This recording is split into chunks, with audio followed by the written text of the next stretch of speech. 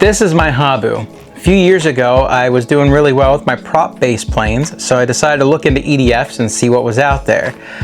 I was looking at this one, I was looking at Vipers, I was also looking at, this is the Habu SS, I was looking at the STS, which is actually a trainer plane, and this is the one I went with. I went with this one because unlike the Viper, this doesn't have retracts, it doesn't have flaps that could break, it has no lights, it doesn't really have a lot to it, it's just this. But also, unlike the Habu STS, this has a 6-cell power plant, meaning that if I get into trouble, I've got 2 extra cells in there to get me out of it. Not counting my V1200, which didn't go very well, this was my first 6-cell plane. Last year I decided I wanted to get it back out and really learn how to fly it. It really helped that the appropriate amount of time had passed and I kind of forget how much I had into it. So I was able to just fly it like it was a swap meet plane. And as you can see, it's well, it's been ripped apart many times. It has new servos just about all around. The nose, which is here, has been glued back on 5 times. This will make it 6 if I decide to put it back together. I had a lot of fun with this plane. The landings were always super bouncy. Not sure what the difference is between this plane and other planes that makes this one bounce harder coming in, but I always had problems with that. It gave me a lot of practice on using EDFs and controlling them in the air. I was able to figure out how to come around and not drop out of the air. I could do some light acrobatics with it. Nothing like with my turbo timber, but it's a jet. It's not supposed to do those things. I had a lot of fun with this. And then at the beginning of the year, I saw that the Viper 64mm was on sale.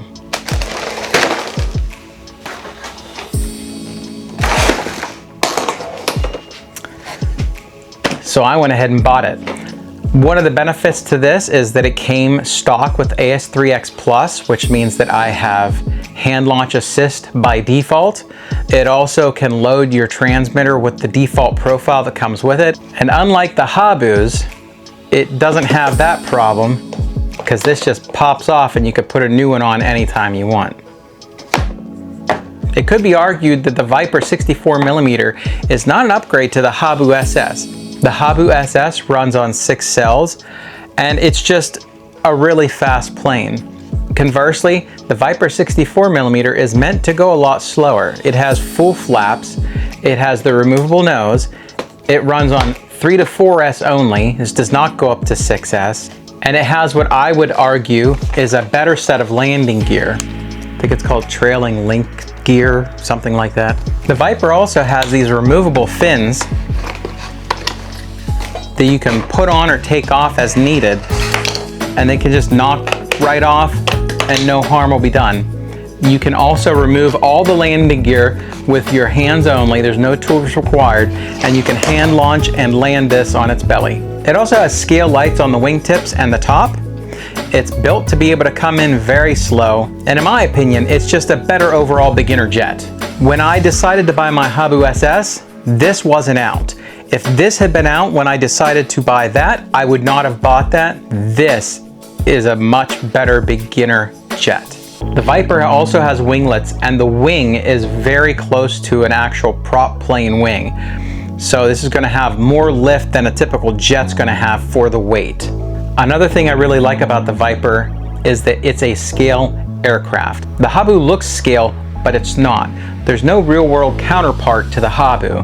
The Viper, on the other hand, is a full-scale plane.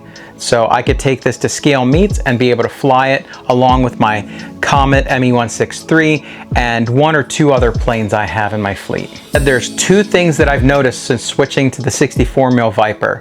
First of all, when this is tracking through the air, I don't know if it's a problem with mine or if it's in all of them, but if I try to go too fast, I will get some yaw problems, and if I tuned the gains down, I think I could get rid of that. But that's a little bit of an issue. It's supposed to be a slower jet compared to like a Habu, so it's not a big problem to me. Issue number 2, I'm used to the 6S power plant on the Habu SS, which means that if I get into trouble, I have more power to pull out of it. You don't have that with the Viper 64 mil at least. The 70 and 90, I believe those go up to 6S, but I don't have that with the Viper 64 millimeter. I do really love this plane and I love that it's scale, but I really do miss those things about the SS. I managed to catch a Horizon hobby deal about 2 months ago where I could get just about anything on their website 20% off.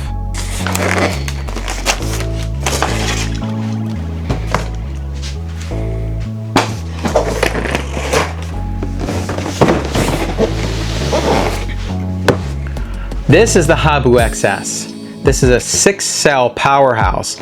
And a lot of the features that the Viper has are also on this. This has full lights, it has very similar landing gear and removable nose. There's a lot of other features to this I really like. I managed to get it on that 20% off sale, which saved me about $110, $120. So we're gonna go ahead and unbox this and start prepping it for a maiden. Okay, the first thing we gotta do is get this out of this giant box. I've had it out once just to make sure that everything was in here when I got it a couple months ago. But I put it right back in and never removed any of the tape really, so this is pretty much brand new.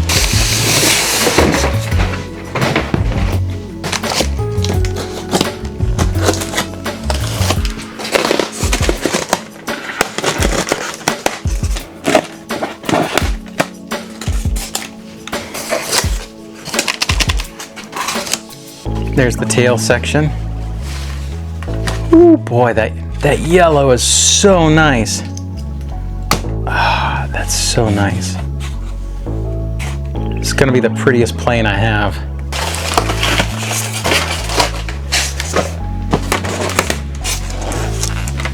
So we have the tail piece we've already seen with that bright, beautiful yellow and that nice gray. I believe this will be the only plane I have that has retracts. I did have a V1200. That didn't work out for me. I'm using most of the parts from that on other planes now. We've got the quick connectors there in this beautiful yellow color on the wings. Boy, if this does go down in the grass, it's gonna be really easy to see it. So there's our vertical stab and our rudder. Very nice. I think it's time to pull out the main fuselage. Wow, that's a pretty jet. It's a really pretty jet. You can already see the scale lights on here. Let's see if we can get inside. That might be where the nose is. No nose yet. So we got our receiver there. Looks like an AR637TA, an IC5 connector. Plenty of room for a big, bulky battery. We'll get back to this in a minute. Let's find the rest of the parts first. There's the manual.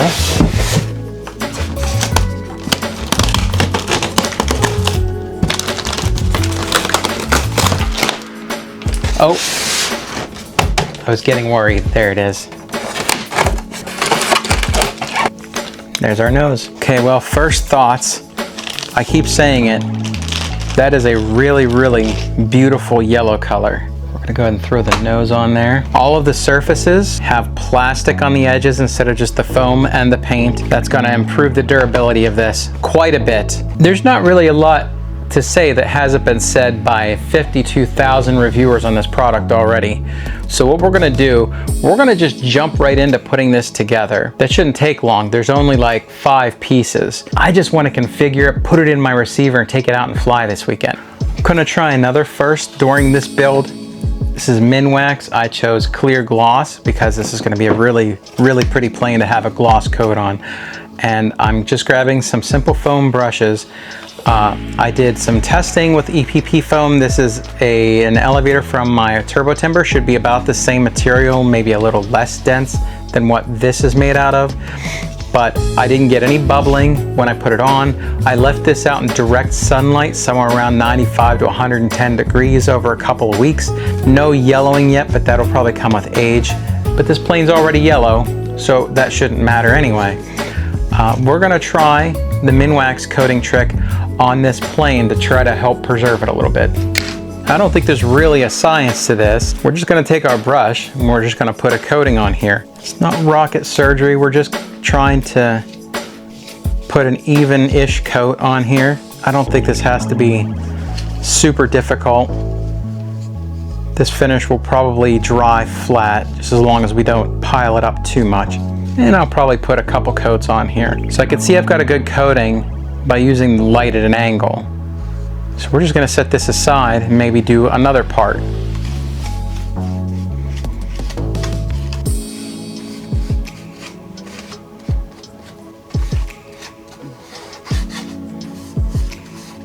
Got a little bubbles there, so we're just gonna wipe those out.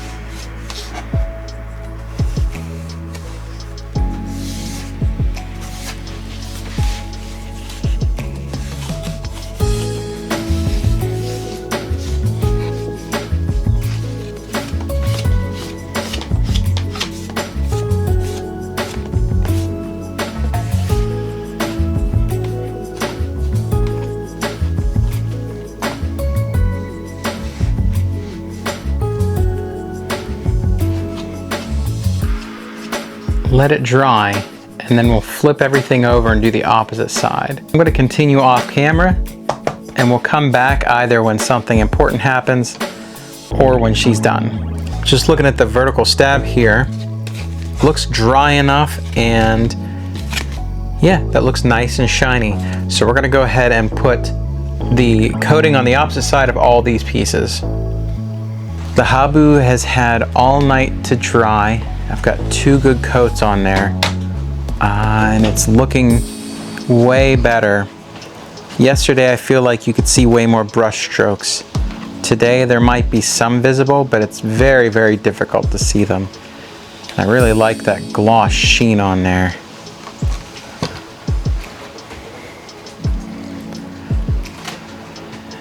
It's looking really nice. So today I'm going to go ahead and get the screws out. We're going to start piecing this together, and we've got plenty of time to configure the transmitter and set up all the surfaces between now and next time I'll be able to get the fly, because it doesn't look like it's going to be for a few days. Okay, I wanted to read through the directions before I started, and I noticed that in step 1 and 2 with the wing installation, it's telling me to install them using 3 16mm screws, but the image clearly shows 5 screws going in here, and I definitely have extra screws. If there's 5 screw holes in the wing, I'm going to put 5 screws in the wing. First thing we're going to need is our fuselage, and it says we need a 2mm hex wrench.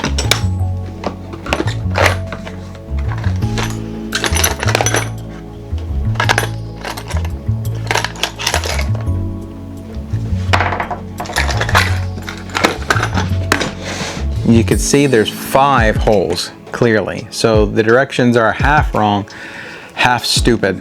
All right, let's put these in here. I'm just gonna move these into place, make sure they're facing the right direction, and we're going to carefully line up those quick connects for the servos. And there she goes.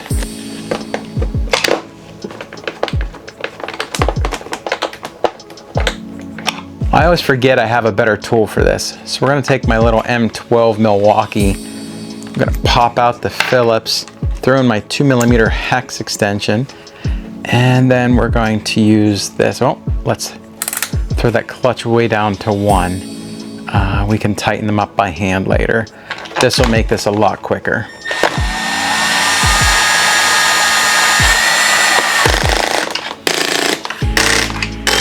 We'll hand tighten the last little bit to make sure that they're snug, but we don't want to strip anything out and ruin that. Perfect. Next, we're going to take our horizontal stab, we're going to take our vertical stab, put this into our vertical, line that up there, feed the servo cable up through the hole, send her home And take our 2 bolts there and put them in the side. Snug it up again. Now let's flip over the jet. We have these cables hidden away in here. I'm going to start with the rudder.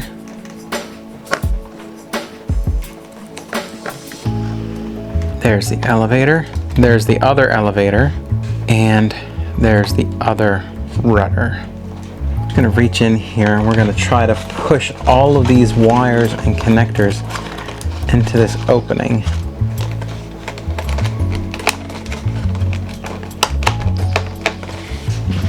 And we're just going to make sure that we don't see any cables from this side. It looks pretty good to me.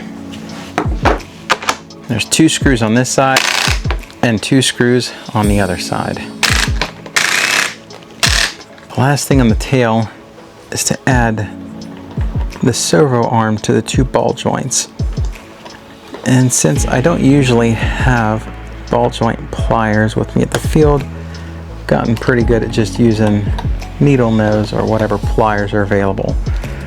So rather than going over and trying to find them, we're just going to be lazy, pop this on a good old-fashioned lazy way.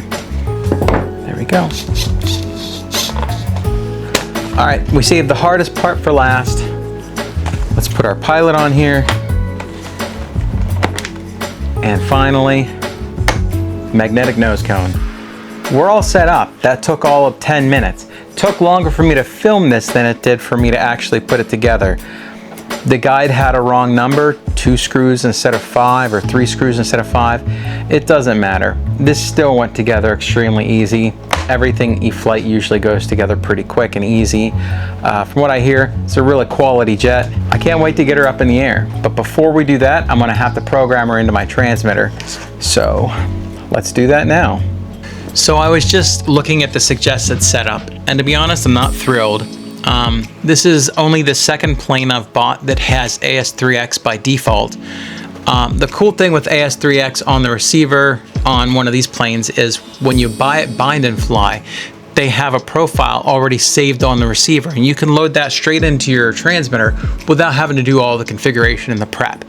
That's great, but I've never separated expo and rates between 3 different switches, and that's what I saw on the Viper 64. So I looked at the manual on the Viper 64, and the suggestion was to set it up on 3 different switches, and so I was hoping that I wouldn't see that in this manual, but I do. I guess if you're a super proficient pilot, if you really want to get the absolute best out of this and you want rates on one surface and not the other, I don't know. I don't fly in a way that I need high rates on rudder without high rates on aileron or high rates on elevator. So I just set all my rates in expo on one switch. I'm going to use the settings that are in the book, but I'm binding all the rates in expo onto 1 channel instead of 3 channels. I actually had an even better idea. The Viper 64 is already set up in here just how I like it. So I'm going to go ahead and grab that. Then we're going to go to Model Utilities. We're going to copy that model to a new model. And then we're going to rename that model. And there's our Habu XS. There's a couple reasons I set it up like this. Number 1, all of my switches for my Viper are where I'm familiar with them being. Everything is set up the way I like it on the Viper. I'm just going to have to go through the manual for the Habu XS and see if there's any differences in expo and rates and other things and make those changes. But everything else is pretty much already set up, even the modes. Number 2, I already have reverse thrust set up on my Viper. And while that's not super difficult to set up, I also have pilot fatigue mode set up.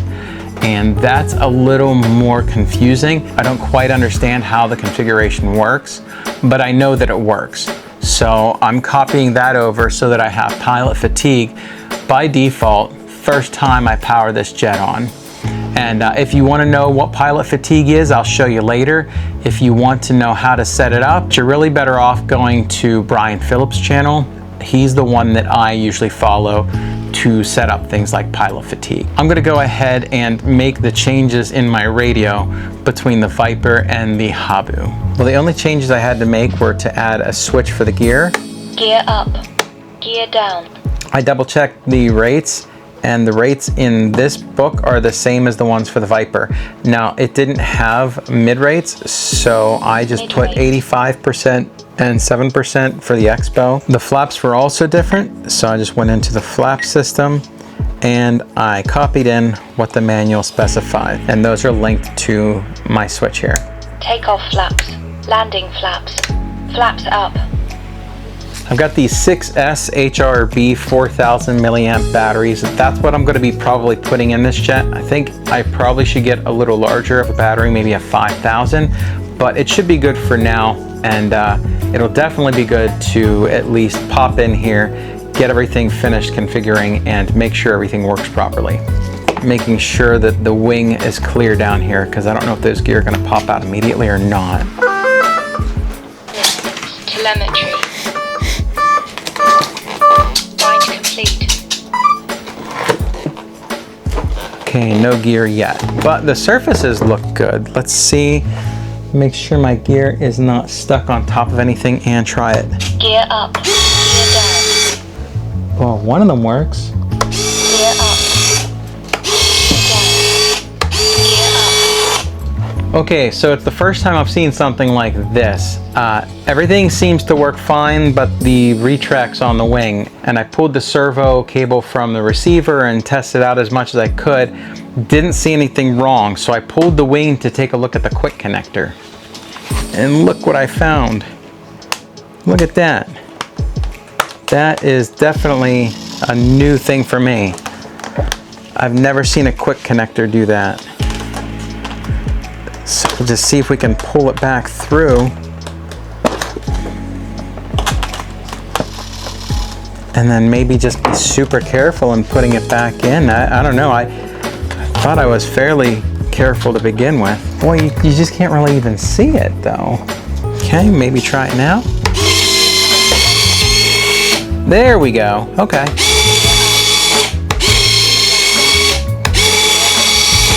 Okay, problem fixed. So we'll go ahead and reattach the wing and finish it up now. Now we're gonna enable safe on the model. So we're gonna go in here to forward programming, go to gyro settings, safe select. We're gonna turn safe select on. We're gonna throw it in our safe mode.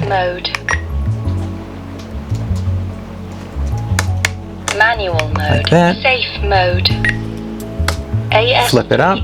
mode. This is gonna be my AS3X only mode. Manual mode. And we're gonna turn AS3X off on this mode. So now you got safe mode, Safe mode.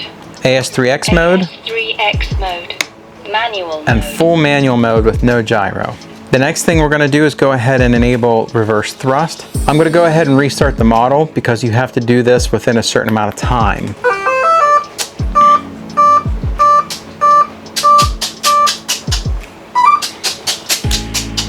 Okay, now we're gonna go way over here and we're gonna hold the right stick down and left. And now we're gonna hold it down and right. And that takes us into this mode. So we're gonna go down to brake tight. We're gonna go over to reverse. Then we're gonna go down a few and we're gonna make sure that it is set to channel 7. Channel 7, good. So then go ahead and select exit with save. That'll restart your model, and then we could test safe. All right, let's try our modes. So first we should have safe. Safe mode. We could check that by flipping the jet over, and it's gonna keep trying to right itself with the ailerons. Then we can check our AS3X mode. AS3X mode. Now you're gonna be able to hear the surfaces move as I'm forcing it around. Oh, we might have to throw up the throttle for a few seconds. Hold on. Okay, now it's trying. So now you can hear all the servos moving, trying to correct the movement the wind, or in this case, me, is pushing to it. And then manual mode. Manual mode. Should turn off all of it. So now you don't hear the servos moving at all. Perfect. For the most part, you can see that all my surfaces are basically even, maybe just a little bit up on the elevator. I kind of like a little bit up on the elevator, but the rudder absolutely needs fixed. And so we're gonna go ahead and pop off the ball link, make it a little longer, and get that extra slop out of there. So I don't really have to pull this off both sides, so we're just gonna pop it off of this one. And we need to make this longer, so we push the rudder that way. So we're going to unscrew it. Let's see where we are there. That actually looks perfect. You can see from back here that the rudder is in perfect alignment there. So we're gonna go ahead and attach that there. Just like that. And now we got our rudder. The last thing to test is that our throttle reverse works properly. So this is in normal mode. Reverse. And pilot fatigue. Looks good to me. I haven't taken a look at the weather report. We've got her all set up for the most part. So all we can do for now is go ahead and put the pilot back on and wait for better weather.